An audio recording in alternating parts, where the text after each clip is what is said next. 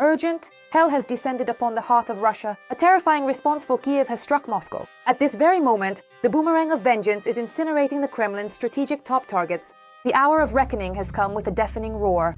All of Russia has awakened. Shock. Madyar has delivered his verdict. He has launched the conveyor of death. Russia has been declared to face total annihilation. Putin's army is being scorched live on air. This is the official sentence the Kremlin feared. The machine of vengeance has been set in motion. At this very moment, Russia has risen up. A massive, uncontrollable explosion is brewing in the very heart of Russia.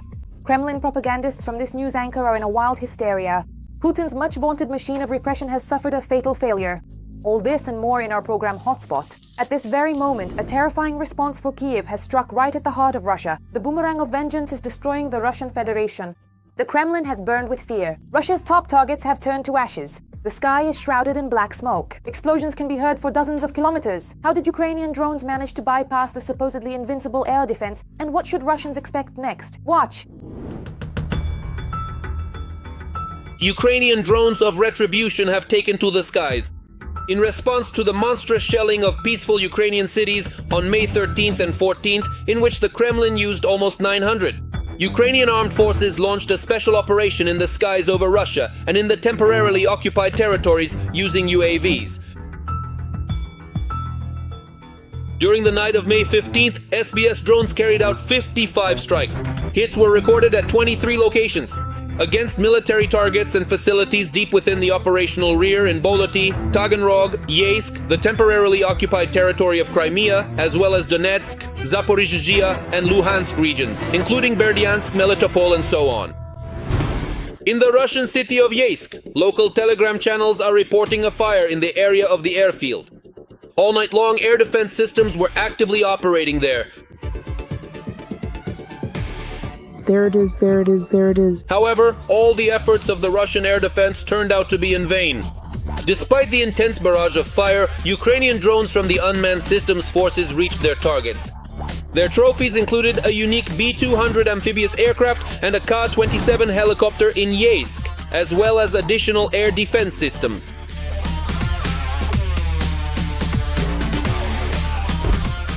By Friday morning, the enemy had suffered losses.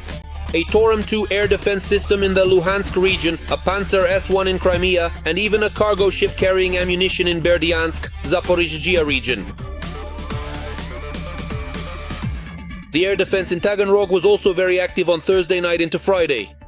The local residents, so as not to attract Ukrainian drones, have even started speaking in whispers.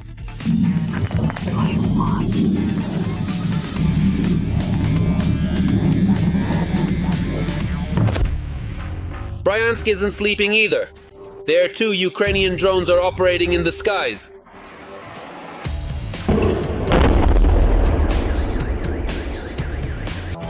However, this time, Ryazan suffered the most, even though it's almost 1,000 kilometers from Kyiv. I woke up at 4 a.m., looked out the window and just saw it. It's just smoke, something is burning.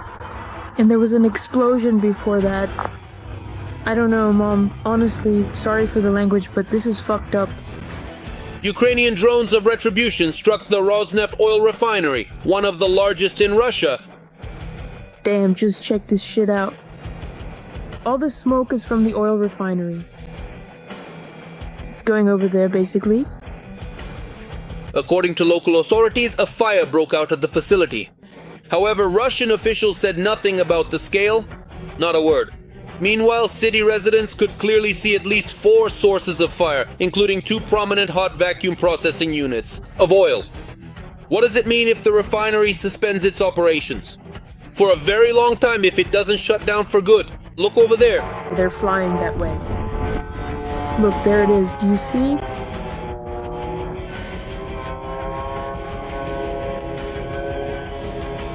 Why aren't they shooting them down? By the way, more and more Russians are asking the same question. Where is the much-touted Putin air defense, and why isn't it protecting important sites from Ukrainian drone attacks? And the answer is very simple.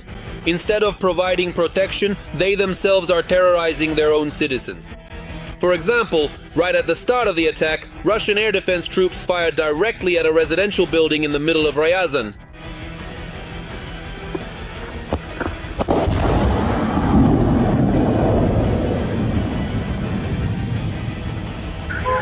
God damn it, damn you people, motherfucker. Damn it. In the video, you can clearly hear that it's not a drone. The Russian air defense system seemed to deliberately strike directly at the apartment building. But that was only the beginning. Next, the clumsy operators of electronic warfare systems got involved. They managed to throw one of the Ukrainian drones off course and directed it straight into the main symbol of unity in Ryazan, the so-called tricolor, an apartment building painted in the colors of the Russian flag. Poor people. Poor people. You couldn't come up with a better anti-advertisement for Russian air defense. It's simply impossible. The multi-apartment tricolor can be seen from almost anywhere in the city. And when clouds of smoke rise above it, even more so.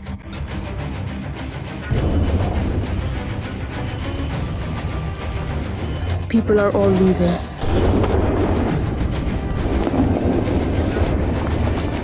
Unbelievable. Following the residents of the damaged apartment building, all the other inhabitants began to pour out of the city as well. Ryazan seems to be repeating the fate of Tuapse. There, oil rain has already started to fall and it's simply impossible to breathe on the streets. Everyone who can't evacuate from the city is sealing their windows and doors tightly. And in horror, they watch the black clouds spreading over the city. Meanwhile, the local authorities are only asking people not to panic, or at least not to spread panic on the not yet blocked internet. And the Russian Ministry of Defense merely stated that Russian air defense forces shot down 355 Ukrainian drones overnight, conveniently forgetting to mention that they hit their own residential buildings.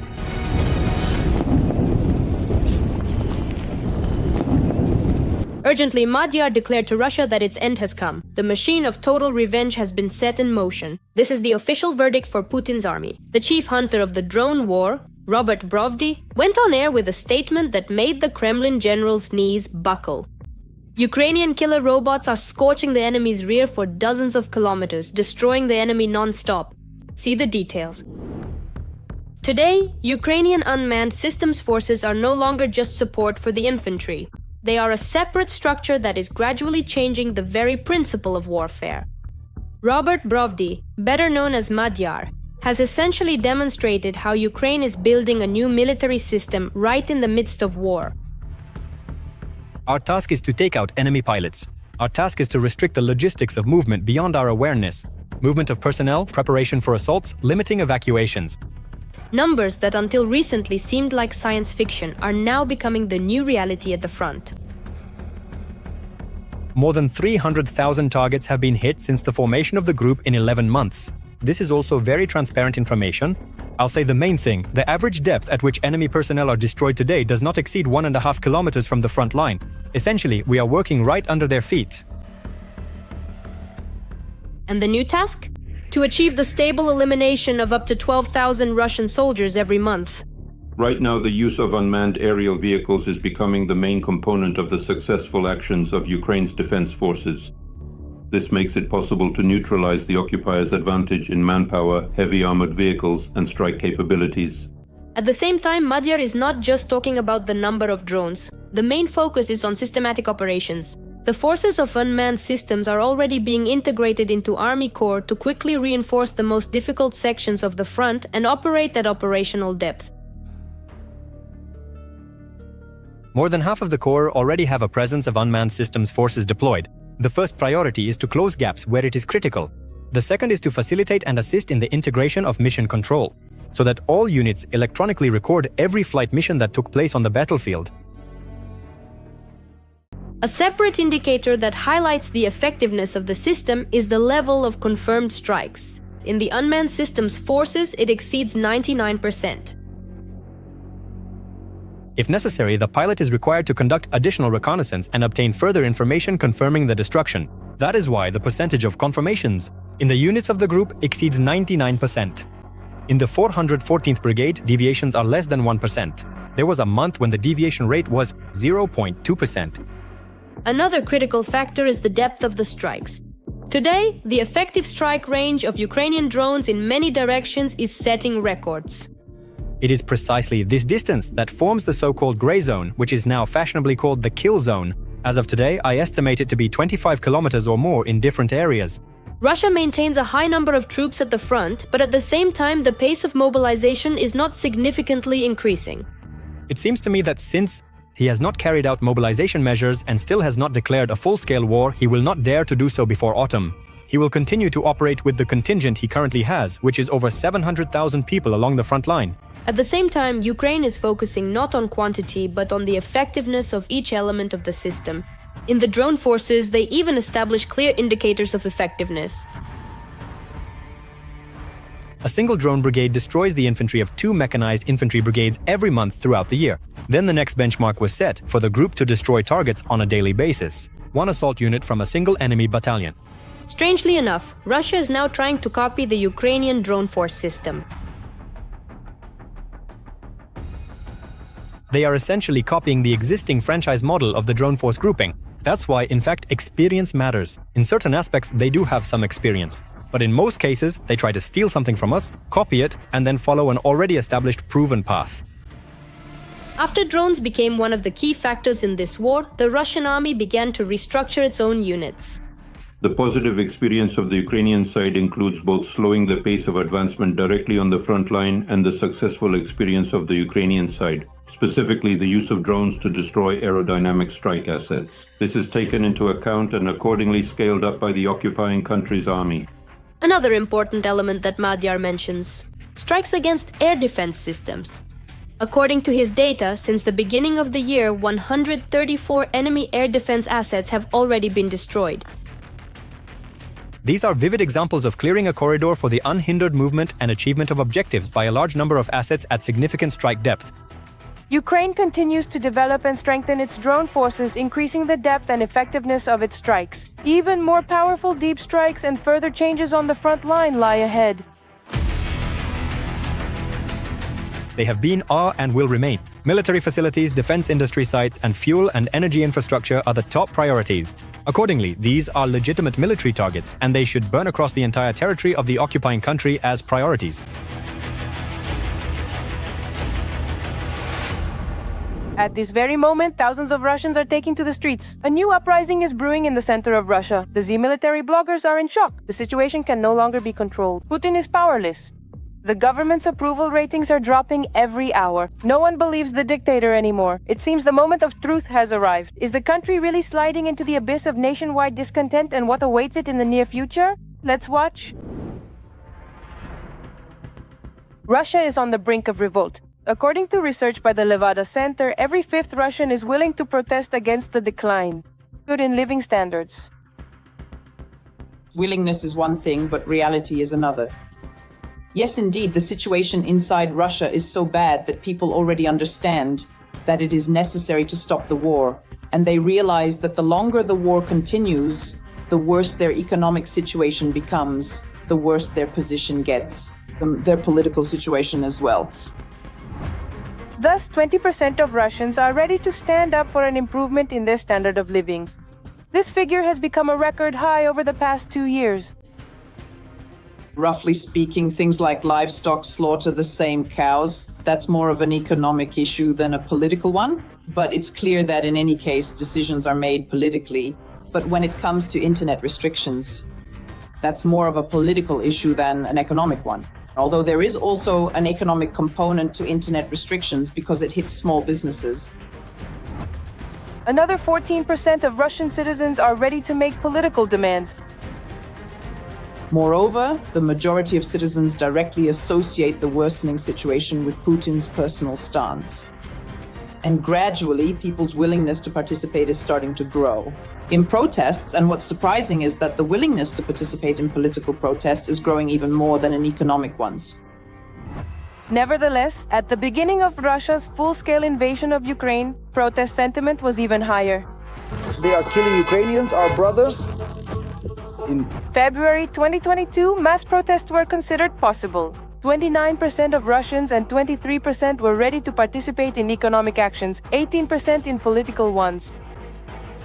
Some from Putin's support group were counting on a quick result, a quick positive outcome.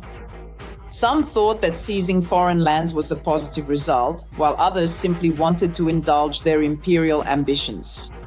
imperial pride. Like, now we'll take Kyiv, look how great we are. But none of that happened. That is, no one was able to experience the same kind of euphoria as after the annexation of Crimea. And at the same time, on one hand, there are Ukrainian strikes on Russian territory. In other words, the war has come to Russia itself. And on the other hand, there is an economic collapse. The rise in protest sentiment is linked to the decline in support for the authorities. The approval rating of the Kremlin dictator Putin is currently at its lowest since the start of the full-scale invasion, standing at 65.5%. Things are even worse for Putin's United Russia Party. Their support is currently only 28%. Shock, Putin ordered Armenia's destruction. Invasion begins in hours. The dictator has lost control. The Caucasus is about to erupt at this very moment. After the triumphant EU summit in Yerevan, Putin completely lost his composure. Armenia is leaving for good, and the Caucasus is on the brink of a massive explosion. Watch for all the details. Putin is threatening Armenia.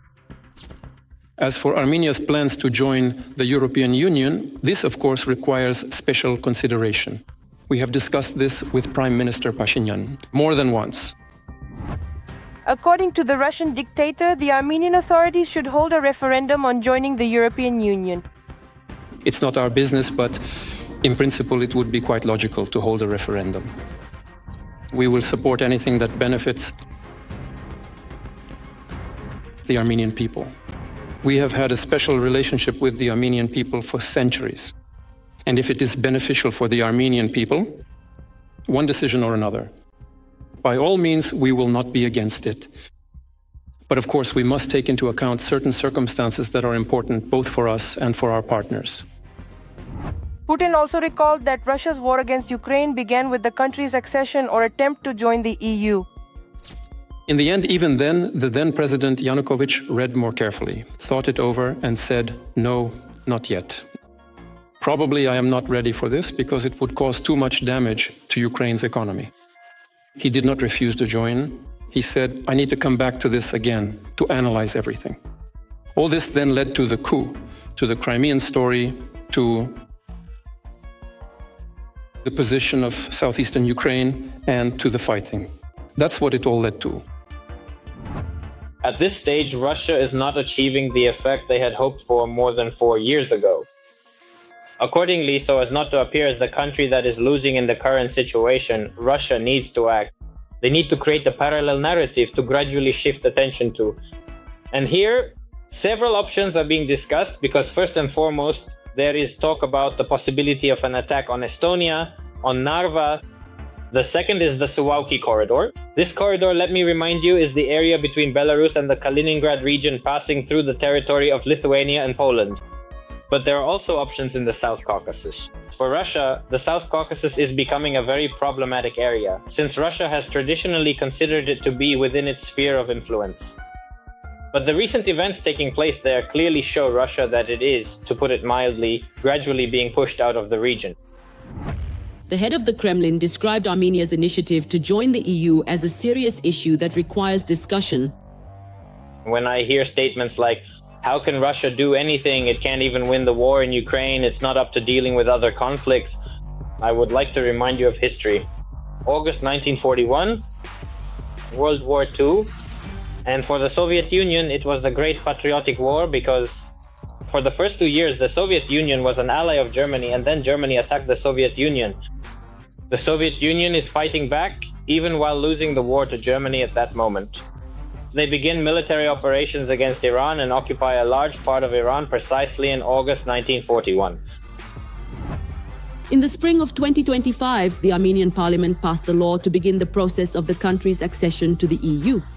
In August, the country's Prime Minister, Nikol Pashinyan, stated that Yerevan might leave the Eurasian Economic Union since the republic is striving for European integration and cannot remain in both organizations.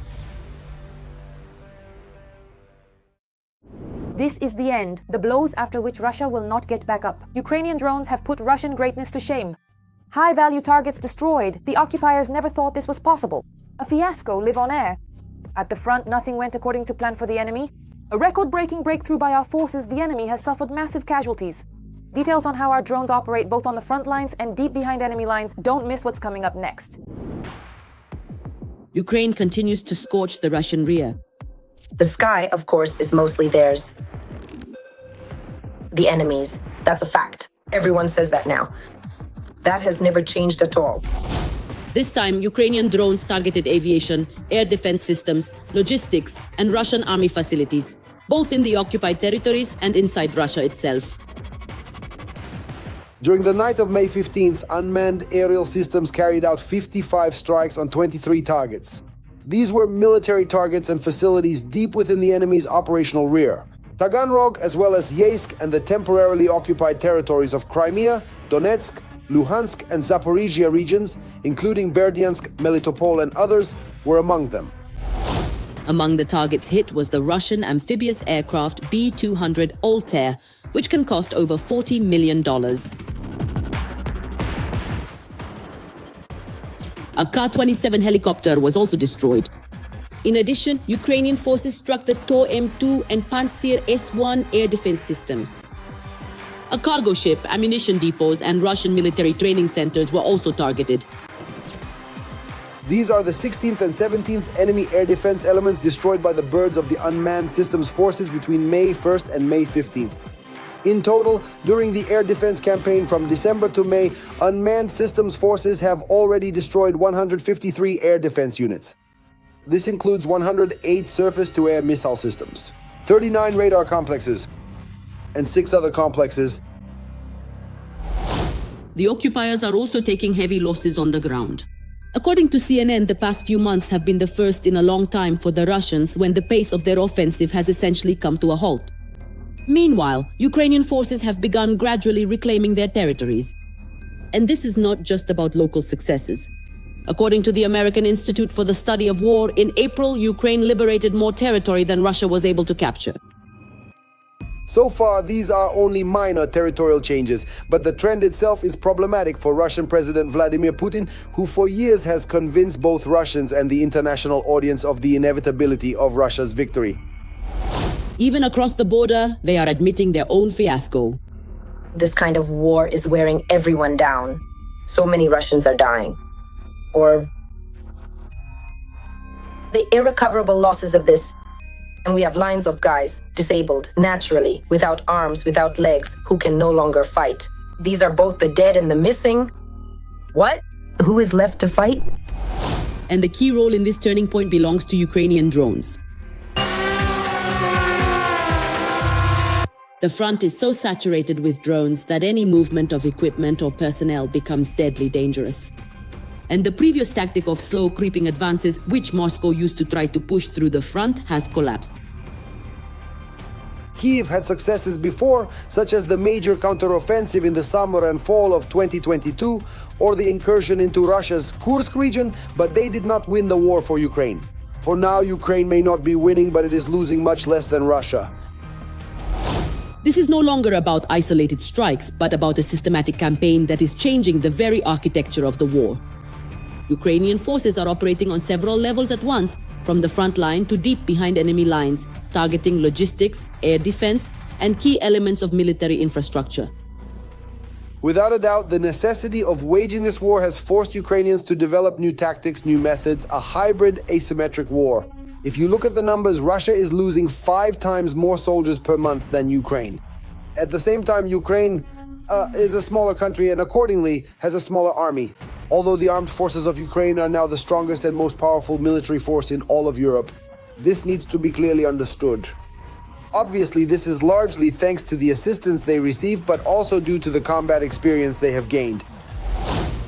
And if just yesterday the Kremlin narrative of inevitable victory was shaping the agenda, today the question is how quickly the Russian Federation will fall.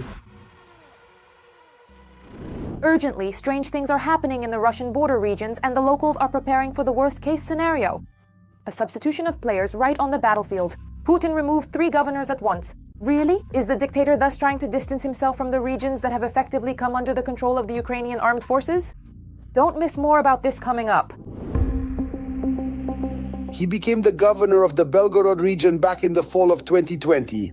And at the start of the so-called special military operation, his popularity as the head of a frontline region sharply increased. On May 14th, Vyacheslav Gladkov left the post of governor. The decision has been made. I have left the post of governor of the Belgorod region.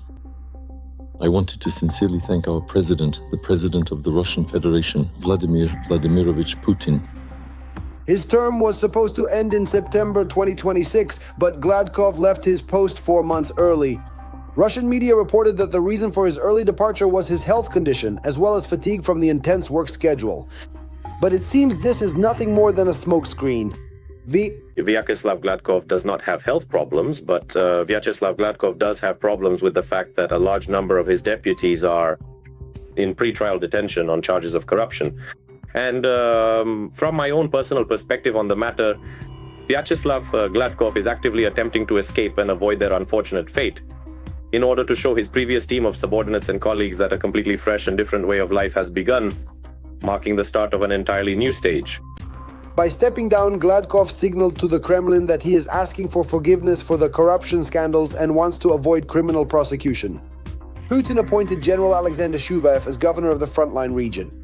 The military man participated in the Russo-Georgian War, in the military operation in Syria, and also became a hero of the so-called special military operation. He commanded the 1st Rifle Brigade of the DPR, which is accused of executing Ukrainian armed forces soldiers who had surrendered. Last summer, Shuvaev became a participant in the Time of Heroes program. As part of this program, military personnel are trained for public service, and in January he was appointed deputy governor of the Irkutsk region. Independent sources reported that Shuvaev's appointment was delayed for a long time because the military man simply got drunk before meeting with Putin. But despite this, for the Kremlin's security bloc, Shuvaev is the ideal candidate. A person with military experience, someone who has been to war in Ukraine, someone who, so to speak, won't interfere with any restrictions related to the internet, with various kinds of blockings. This is absolutely a person who fits the FSB's logic, someone who, so to speak, will help shoot down drones in some way. For example, unlike some other, such a civilian governor, a non-military one. Putin also dismissed the governor of the Bryansk region, Alexander Bogomaz. The reason is that the Kremlin blamed the official for his own inability to properly respond to the constant cross-border raids by the Ukrainian armed forces. Instead of Bogomaz, Putin appointed Yegor Kovalchuk as the acting head of the region, who previously headed the government of the Luhansk People's Republic in the occupied part of Luhansk. Now, according to Kommersant, Bogomaz is being offered a seat in the State Duma. And the person who agreed to take his place in the administration of the frontline region is the former deputy governor of the Chelyabinsk region and ex-prime minister of the annexed Luhansk People's Republic, Yegor Kovalchuk. A source close to the Communist Party and a political strategist working with the Kremlin believe that Kovalchuk, given his experience in the annexed Luhansk region, found the offer suitable. The political strategist adds that it's better to be the governor of a frontline region than the prime minister of an annexed territory. The publication Medusa. The replacement of Gladkov and Bogomaz, as well as the earlier replacement of the governor of the Kursk region, Smirnov, who was arrested for large-scale embezzlement, marks a change in leadership in all three Russian frontline regions. Corrupt officials are being replaced by military men who won't be too concerned about the fate of ordinary Russians. And with these actions, the Kremlin is showing that they definitely do not plan to end the war.